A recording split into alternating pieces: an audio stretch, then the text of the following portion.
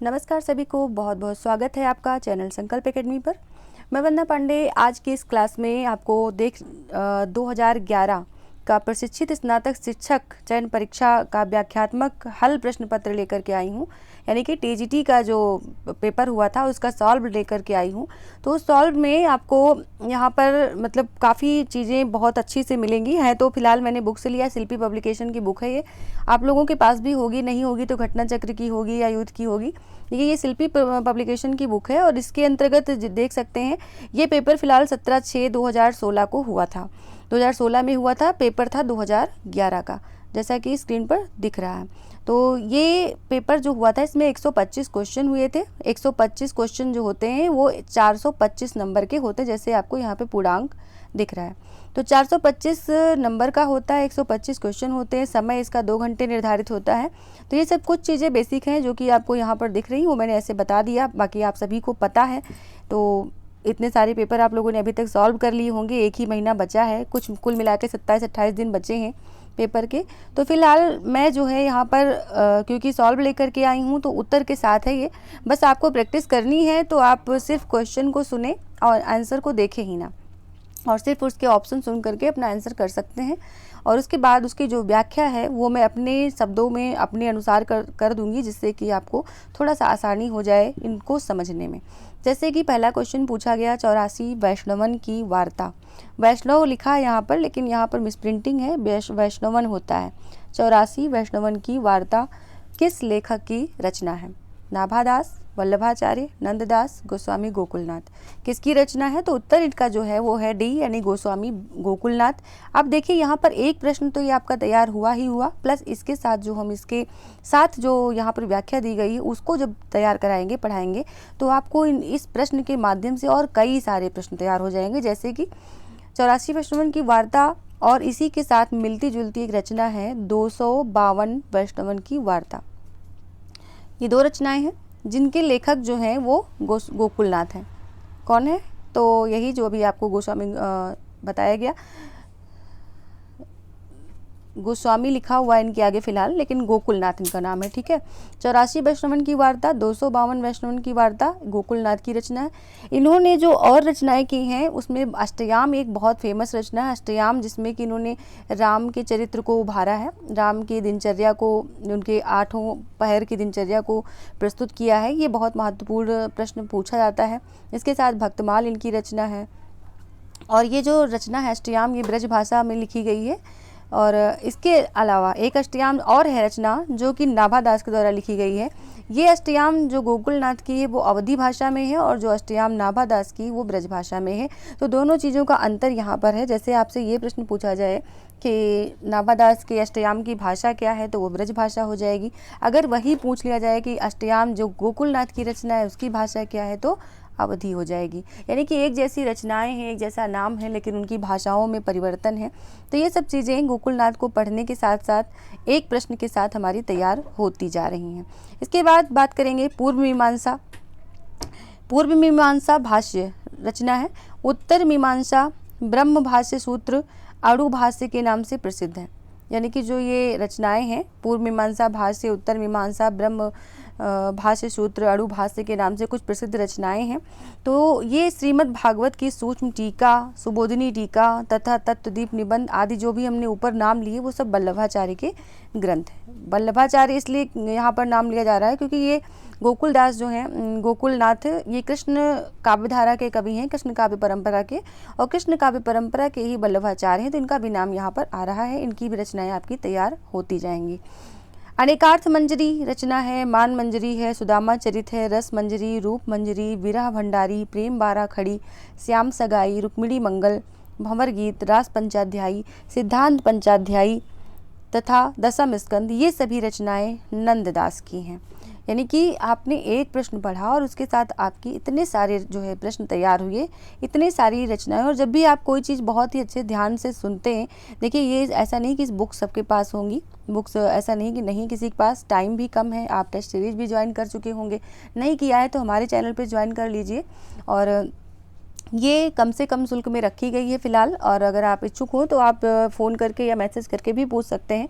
तो test series join कर सकते हैं। साथ में आपके पास जो जितनी भी बुक्स हैं उनमें भी प्रैक्टिस सेट दिए होते हैं, अभ्यास प्रश्न पत्र दिए होते हैं, या जो भी आदिकाल से लेकर के मतलब पूरे कालखंड से, काव्य खंड से, गद्य खंड से, का संस्कृत खंड से, या काव्य प्रयोजन, काव्य हेतु यानी कि काव्य शास्त्र से, तो उनसे जितने भी प्रश्न हैं उनकी प्रैक्टिस, उनका अभ्यास आप कर ही रहे होंगे। लेकिन इस तरह से जब आप किसी को ऐसे वाचन करते हुए सुनते हैं तो वो चीज़ें दिमाग में ज़्यादा देर तक टिकी रहती हैं। इसलिए मैं इन क्वेश्चन को लेकर के आई हूँ। आपको अच्छा लगे तो लाइक ज़रूर करें, और अगर कुछ और सुझाव हो तो मुझे मैसेज ज़रूर करें।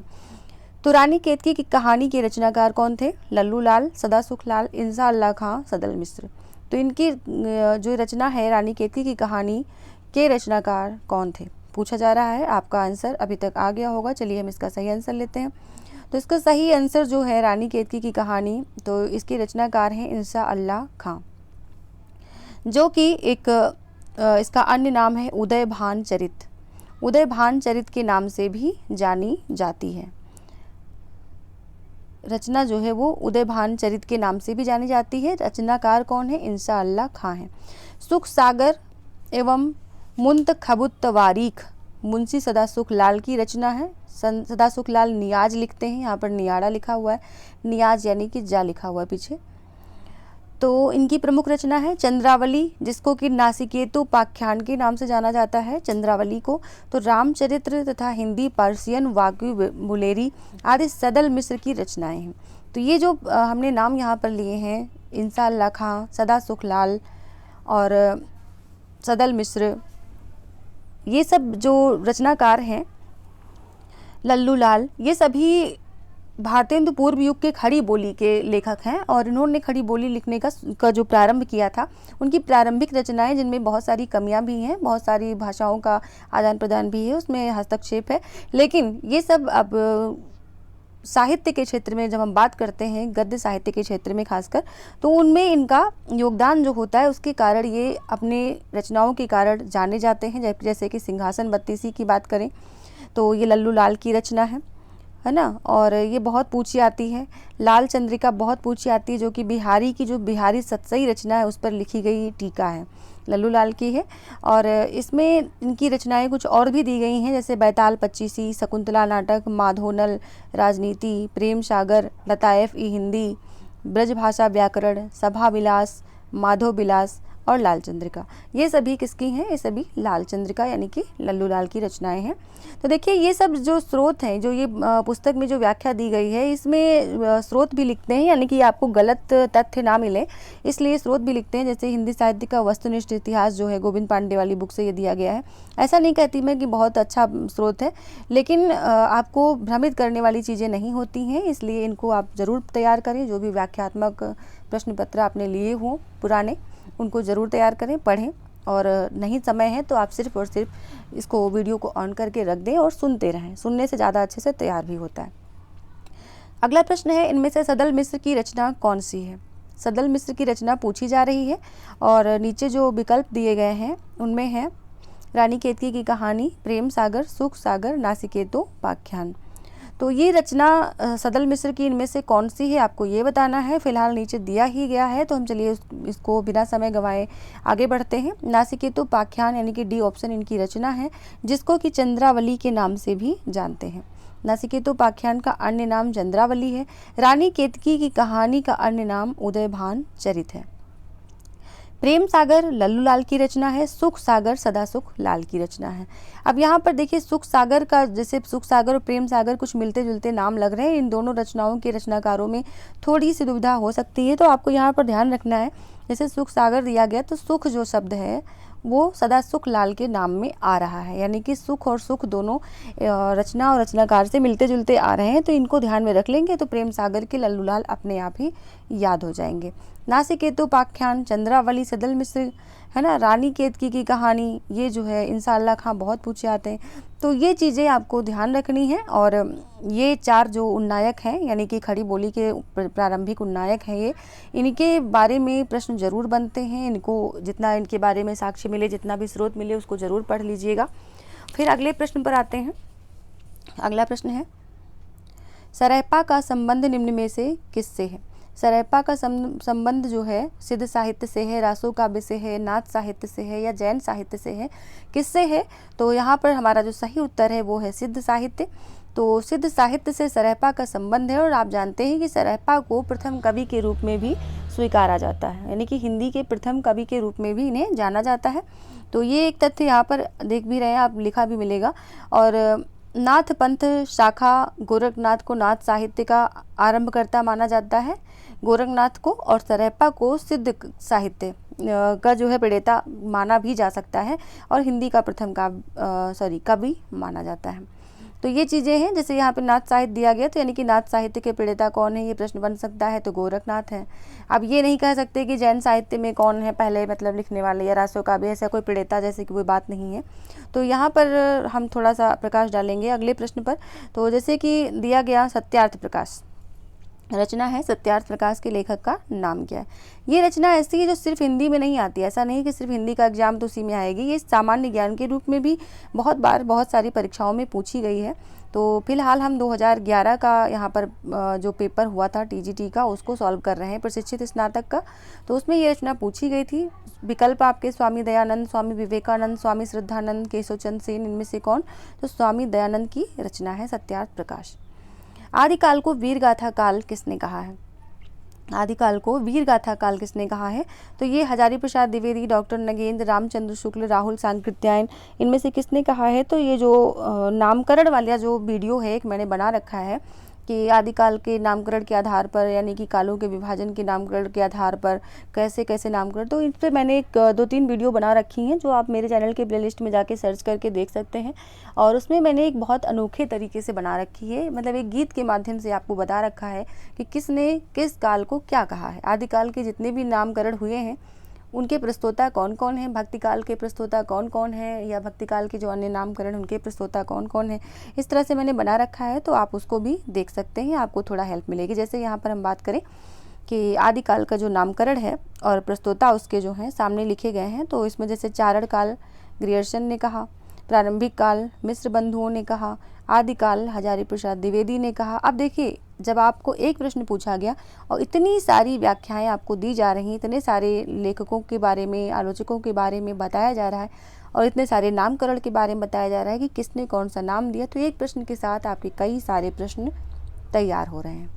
तो बात करते हैं बीजोपन काल की। बीजोपन काल महावीर प्रसाद द्विवेदी ने दिया, सिद्ध सामंत काल राहुल सांकृत्यायन ने दिया, वीर काल विश्वनाथ प्रसाद मिश्र ने दिया, संधि काल एवं चारण काल दोनों कहा है इन्होंने, मतलब इसके कुछ पार्ट को इन्होंने संधि काल कहा है, कुछ पार्ट को चारण काल कहा है, लेकिन यहाँ पर फिलहाल हम संधि काल एवं चारण काल पूरा एक साथ लेंगे। तो डॉक्टर रामकुमार वर्मा ने कहा है। वीर गाथा काल रामचंद्र शुक्ल ने कहा है।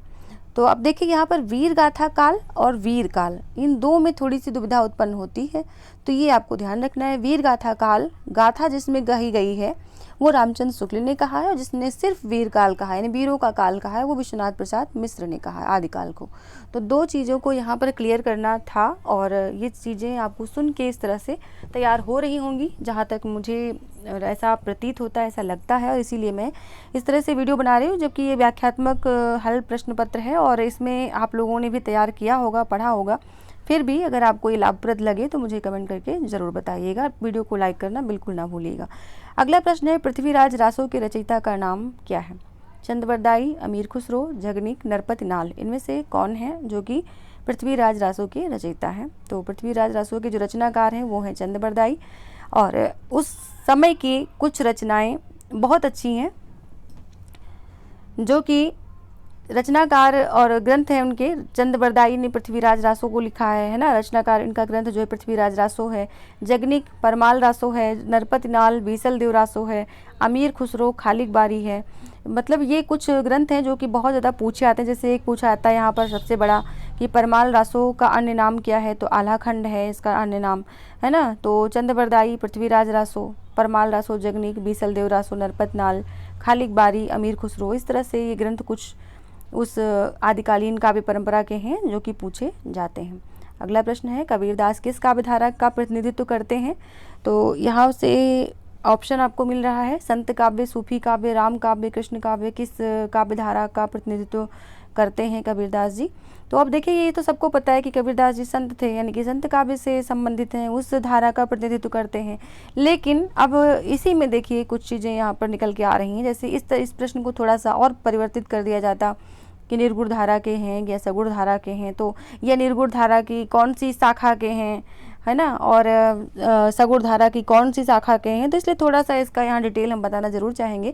कबीरदास जी जो हैं वो निर्गुण धारा, यानी कि निर्गुण धारा की ज्ञानाश्रयी शाखा, उसमें 2 शाखाएं थी, एक ज्ञानाश्रयी एक प्रेमाश्रयी। प्रेमाश्रयी में सूफी ग्रंथ लिखे गए हैं और ज्ञानाश्रयी में जो लिखे गए हैं ये संत काव्य लिखे गए हैं, है ना।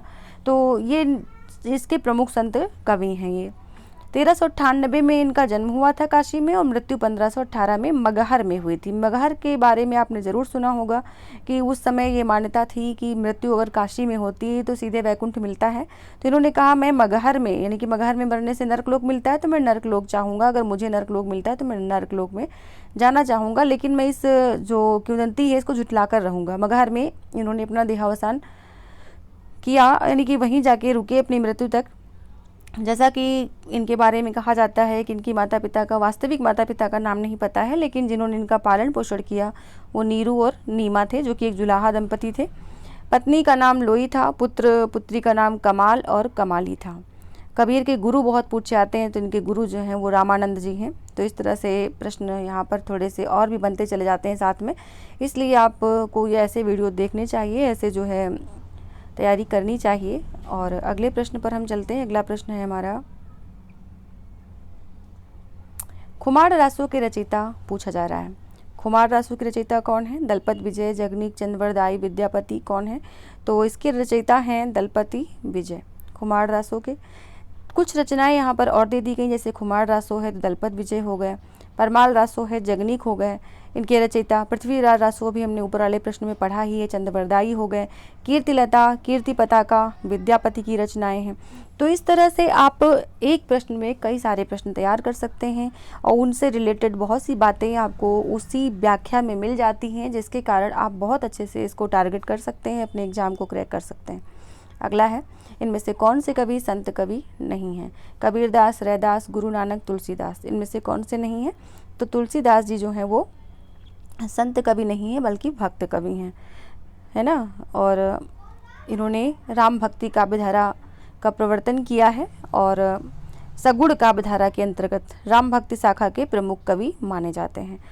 तो यहाँ पर जैसे बात करें संत कवियों की, संत कवि में रैदास, कबीरदास, गुरु नानक ये सब आ जाते हैं और भक्ति काल में जो प्रमुख संत कवि हैं ये सभी हैं। और इसके अलावा जो निर्गुण धारा यानी कि ज्ञानाश्रयी शाखा से संबंध रखते हैं, ये सभी लोग ज्ञानाश्रयी शाखा से संबंध रखते हैं। फिर इसके बाद बात करते हैं अगले प्रश्न की। अगले प्रश्न पर चलते हैं। इनमें से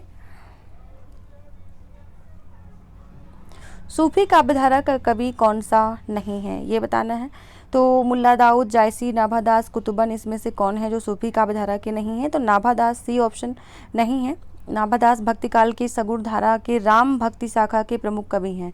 यानी कि अगर आपसे ये प्रश्न पूछा जाए, यहाँ पूछा गया है कि सूफी काव्यधारा का कवि कौन सा नहीं है, नहीं वाले को पहले अंडरलाइन कर लीजिए, फिर उसके बाद देख लीजिए सारे कवियों को, तो ये आ जाएगा। लेकिन अगर आपसे ये पूछा जाए कि नाभादास किस शाखा के कवि थे, तो ये आपका उत्तर होगा कि राम भक्ति शाखा के कवि थे, यानी कि सगुण धारा, भक्ति काल की सगुण धारा की राम भक्ति शाखा के कवि थे। अब जायसी, मुल्ला दाऊद, कुतुबन ये सभी भक्ति काल की जो निर्गुण धारा रही उसकी प्रेम मार्गी शाखा के कवि रहे, यानी कि सूफी काव्यधारा के कवि रहे हैं।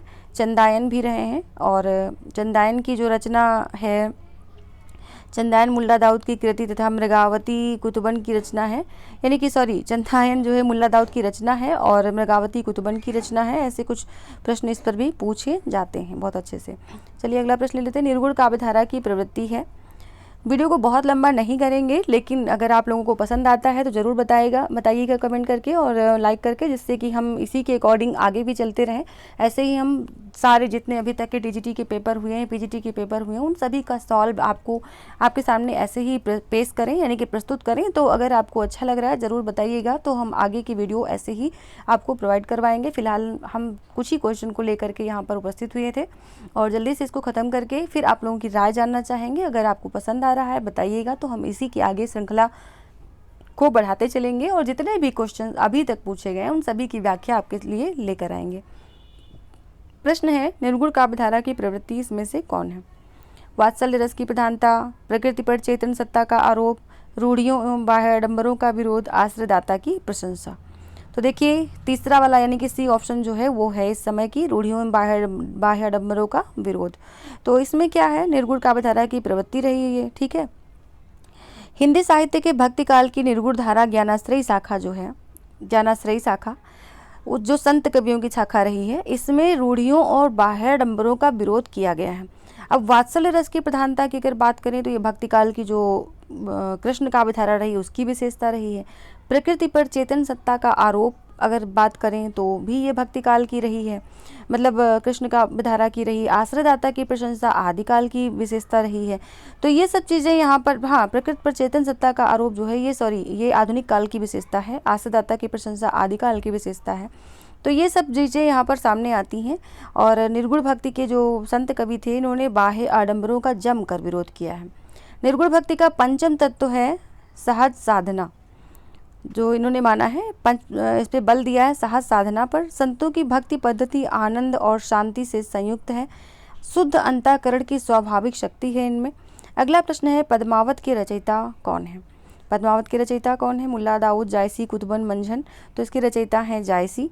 और इनकी अगर हम व्याख्या देखें इसके बारे में तो जायसी की जो जितनी भी रचनाएं हैं वो यहाँ पर आपको मिलेंगी। तो जायसी का है पद्मावत, जो कि बहुत प्रसिद्ध है। अखरावट, आखिरी कलाम, चित्ररेखा, कहरनामा, मसलनामा, कान्हावत, ये सभी जायसी की रचनाएं हैं। और जो चंदायन ऑप्शन में था वो मुल्ला दाऊद की रचना है। मृगावती ऑप्शन में था वो कुतुबन की रचना है। मधुमालती मंझन की रचना है। और सभी रचनाएं प्रेम मार्गी सूफी कवियों की प्रेमाख्यानक ग्रंथ हैं। पद्मावत जो है वो मतलब अवधी भाषा का प्रथम महाकाव्य है। इसके साथ एक तथ्य ये बहुत ही अच्छे से जुड़ा हुआ है, अगले प्रश्न में ये पूछा भी गया है। पद्मावत किस भाषा में लिखा गया है? तो ये लिखा गया है अवधी भाषा में, बिना विकल्प के हम बात कर रहे हैं इसकी। और 1540 इसका प्रकाशन वर्ष है माना जाता है। और सूफी शाखा के प्रमुख कवि मलिक मोहम्मद जायसी, जायसी का पूरा नाम मलिक मोहम्मद जायसी है, की रचना है जो कि अवधी भाषा में लिखी गई है। और इनकी अन्य रचनाएं जो हैं वो अखरावट हैं, आखिरी कलाम है, चित्ररेखा है, कहरनामा है, मसलनामा है, कान्हावत हैं, आदि रचनाएं इनकी हैं। अगला प्रश्न है, अष्टयाम के रचयिता कौन है? देखिए हमने पहले ही कहा था जब इस तरह से प्रश्न आए तो उसमें आपको दोनों विकल्प देखने पड़ेंगे। सूरदास, गोकुलनाथ और क्या नाम है इनका, नाभादास, वल्लभाचार्य, ये दोनों ही जो यहाँ पर अष्टयाम लिखते हैं। इसलिए हम अब किसकी बात करेंगे? तो ये प्रश्न वैसे तो जाना चाहिए, मतलब इसके दो विकल्प यहाँ पे सही हो रहे हैं क्योंकि भाषा के आधार पे नहीं पूछा गया है। अष्टयाम के रचयिता पूछा गया तो गोकुलनाथ भी हो रहे हैं और नाभादास भी हो रहे हैं, लेकिन हम इसकी व्याख्या पढ़ लेते हैं। उत्तर तो सी सही है। फिलहाल भक्तमाल अष्टयाम अवधी तथा अष्टयाम ब्रज भाषा आदि नाभादास की कृतियाँ हैं। और 84 क्या नाम है, अष्टयाम अवधी का और ब्रज का, दोनों का यहाँ पर नाभादास जी का बताया जा रहा है। फिलहाल गोकुलनाथ जो है इन्होंने 84 वैष्णवन की वार्ता लिखी है। और अड़ुभाष्य जो है वो वल्लभाचार्य की रचना है। तत्वदीप निबंध, सुबोधनी टीका, ये सभी वल्लभाचार्य की रचनाएं हैं। सूर सागर, सूर सारावली, साहित्य लहरी, ये सभी सूरदास के ग्रंथ हैं। तो अभी हम बात करते हैं फिलहाल इस नाभादास की रचना यहाँ पर मानी जाएगी। अष्टयाम जो है वो नाभादास की रचना मानी जाएगी। गोकुलनाथ की रचनाएं 84 वैष्णवन की वार्ता, 252 वैष्णवन की वार्ता, ये सभी मानी जाएंगी। फिलहाल आज के लिए इतना ही। नेक्स्ट वीडियो में आप हमको कमेंट करके बताइएगा, तभी हम इसके आगे की वीडियो, इसके आगे का जो टॉपिक है उसको लेकर के आएंगे। अभी के लिए सभी को शुभ संध्या, गुड नाइट, धन्यवाद, शुभ रात्रि।